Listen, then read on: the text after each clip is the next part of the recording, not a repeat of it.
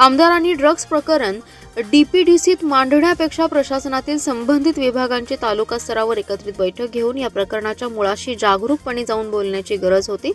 डीपीडीसीमध्ये विविध विकास कामांवरती चर्चा होत असते, मात्र डीपीडीसीमध्ये देखावा करणे आणि लावलिजाव करणं बरोबर नव्हतं, अशी खोचक टीका राष्ट्रवादीचे नेते वैभव पाटील यांनी आमदार सुहास बाबर यांच्यावर नाव न घेता केली आहे। एमडी ड्रग्ज, गांजा, नशेचे इंजेक्शन्स हे कुठून येतात आणि त्याची पाळंमुळं कुठपर्यंत आहेत याची सखोल चौकशी झाली पाहिजे आणि यामध्ये जर स्थानिक पातळीवर कोण त्याच्यामध्ये सहभागी असेल तर त्यांच्यावर कारवाई करण्याची मागणी केली आहे। यावेळी बोलताना वैभव पाटील म्हणाले, विट्यातील निवासी शासकीय आश्रममध्ये जेवणातून विषबाधा झाल्याचा प्रकार घडला।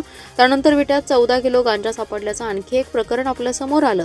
ते प्रकरण संपते ना संपते तोपर्यंत एमडी ड्रग्जचा मोठा साठा कारवे एमआयडीसी एरियामध्ये सापडला। अशा प्रकरणांमुळे उडता पंजाब चित्रपटात ड्रग्जमुळे नवीन पिढी कशी बर्बाद झाली याची सगळी कहाणी या चित्रपटाच्या माध्यमातून सांगण्याचा प्रयत्न केला होता। या चित्रपटातील कथेप्रमाणे आपल्या खानापूरचा उडता खानापूर व्हायला वेळ लागणार नाही, त्यामुळे आपण सगळ्यांनी मिळून या ड्रग्ज विरोधात प्रशासनाला जागृत करून त्याच्यावर आळा बांधा घालण्यासाठी एकत्रित आलं पाहिजे।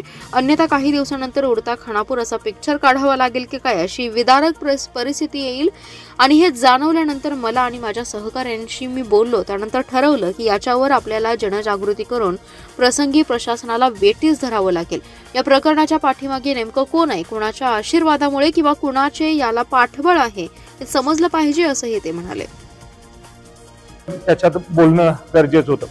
डीपीसी मध्ये विविध विकास कामावरती चर्चा होत असताना अशा विषयासाठी म्हणून डीपीसीचं हे न करता तुम्ही हा विषय अत्यंत सिरियसपणे म्हणजे एसपीना इथं बोलवायला पाहिजे होतं। एक सगळ्या लोकप्रतिनिधी, सर्व सामाजिक संघटना, काय लोकांना बोलवून त्यात इन्व्हॉल्व करायला पाहिजे होतं। अशी काय तर गोष्ट करणं गरजेचं होतं। फक्त दिखावा करणं आणि लावलिजाव करणं ह्याच्या व्यतिरिक्त कुठलंही काम आता घडत नाही असं आमच्या सगळ्यांच्या निदर्शनास आले।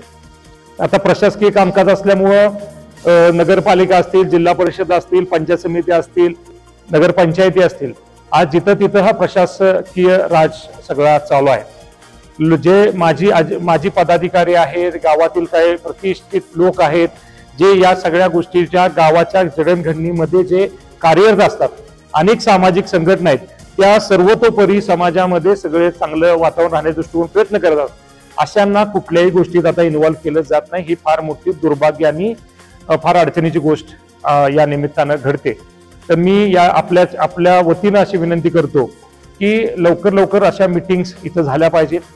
हे जे एमडी सारखे जे ड्रग्ज आहेत किंवा गांजाचा प्रकार आहे किंवा इंजेक्शन्स आहेत, हे कुठून येतात आणि त्याचे पाळेमुळे कुठेपर्यंत आहेत याची सखोल चौकशी झाली पाहिजे आणि याच्यामध्ये जर स्थानिक लेवलला कोण त्याच्यात इन्व्हॉल्व असेल तर त्याच्यावरती कठोर अशी कारवाई झाली पाहिजे, ही आग्रहाची भूमिका या निमित्तानं आम्ही मांडतोय।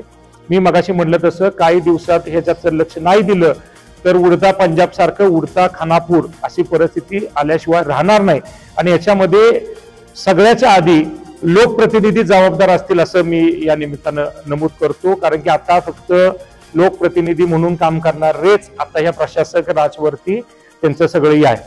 गेल्या काही 2-3 वर्षामध्ये विटा नगरपालिकेचा जर विचार करायचा तर आता प्रशासकीय राज असल्यामुळं आमदारांनी आणि शासन ह्या लेवलला सगळ्या गोष्टी चालल्यात। आता अनेक प्रश्न आम्ही वेळोवेळी तुमच्या निदर्शनास आणण्याचा प्रयत्न आम्ही केला। स्वच्छतेचा विषय असेल, देशामध्ये स्वच्छ असणारं शहर आज काय अवस्था त्या शहरातल्या आहेत, प्रशासनावरती कुणाचं वचक नाही आहे, वचक नाही आहे। आज एक दिवस आड पाणी येत होतं पूर्वीपासून, जे आम्ही सिस्टीम घालून दिलं होतं आता एक दिवस आड, सतत 2-2 दिवस आड, 3-3 दिवस आड पाणी येत नाही, अशी परिस्थिती होऊन बसलेली आहे। अनेक मुद्दे या निमित्तानं आपल्या सगळ्यांच्या निदर्शनास वेळोवेळी सर्व सहकारी माजी पदाधिकारी सातत्यानं नगरपालिकेत जाऊन याच्यावरती आवाज उठवायचा प्रयत्न करतात, पण याला सगळ्याला न्याय मिळत नाही। तर इथून पुढच्या काळात आम्ही आमची भूमिका भले विरोधक म्हणून का असेना अत्यंत सक्षम आणि चांगल्या पद्धतीने मांडणार आहे, परंतु प्रशासनानं आता ह्याचा इशारा वजा ह्याच्याकडे बघावं। तुम्ही लवकर ह्या संदर्भात काय भूमिका घेणार आहे, काय ह्याची चौकशी करणार आहे, ह्याचा आम्हाला खुलासा करावा असं या निमित्तानं मी इथं